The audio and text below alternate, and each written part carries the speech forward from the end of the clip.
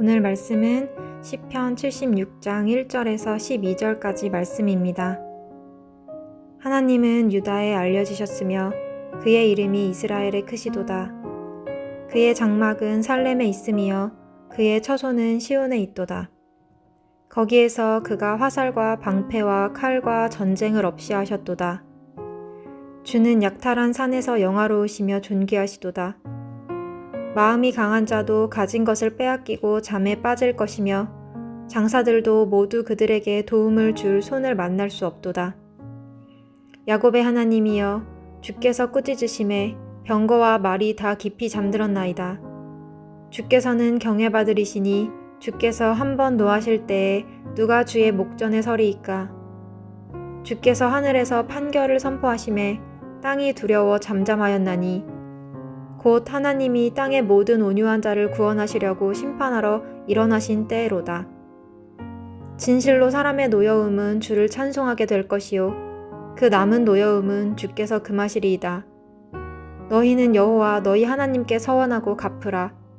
사방에 있는 모든 사람도 마땅히 경외할 이에게 예물을 드릴지로다. 그가 고관들의 길을 꺾으시리니 그는 세상의 왕들에게 두려움이시로다.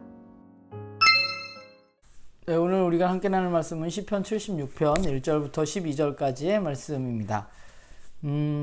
하나님은 누구신가에 대해서 생각해 보게 돼요. 오늘의 시를 보면 하나님은 모든 왕들의 왕이시고 또 전쟁의 최종 승리자이십니다. 더 큰 힘을 가진 자, 또 더 강력한 무기를 가진 자가 우리는 전쟁에서 승리할 것처럼 보이지만 사실 진정한 전쟁의 승리자는 바로 하나님이십니다. 그게 오늘 바로 시인의 고백이죠. 그리고 또 한 가지 하나님은 재판관이십니다. 판결하시는 분이십니다.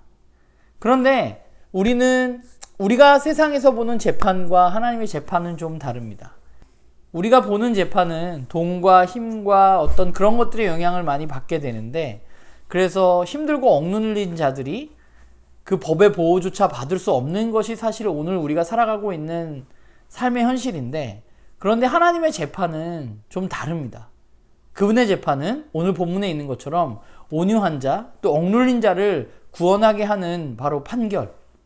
그 판결을 하나님이 하시는 것이죠. 그리스도인은 그럼 결국 누구인가 생각해 보면 하나님이 공정한 재판을 통해서 억눌린 자들을 구원해 주실 것이라는 사실을 믿는 사람들, 그들이 바로 그리스도인들이죠. 그리고 반드시 그 재판이 있을 것이라는 사실을 믿고 살아가는 사람들이에요. 하나님의 악인을 멸하시고 의인을 구원해 주실 것이라는 사실. 하나님의 재판은 공의롭다는 사실을 믿는 거죠. 그러기에 그리스도인은 그것을 믿기 때문에 세상 권력에 편승할 수 없는 것이죠. 불의한 재판에 참여하고 조장할 수 없는 것입니다.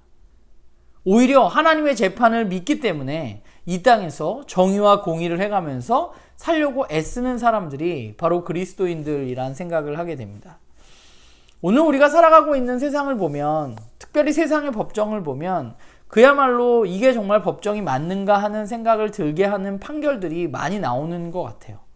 더 많은 돈이면 법 앞에서도 당당한 사람들의 모습, 죄를 짓고도 당당한 사람들의 모습을 보게 됩니다. 법이 약자를 보호하는 것이 아니라 오히려 힘 있는 자들을 보호하고 힘없는 자들을 더 압박하는 모습을 우리는 세상에서 보게 되는 것 같아요. 원래 법을 만들고 재판을 하는 이유는 그렇지 않았는데, 의도가 그렇지 않았는데 오늘 우리가 살아가는 현실 속에서 나타나는 실제는 그렇게 나타나는 거죠. 왜냐하면 인간이 가지고 있는 죄성과 한계 때문입니다.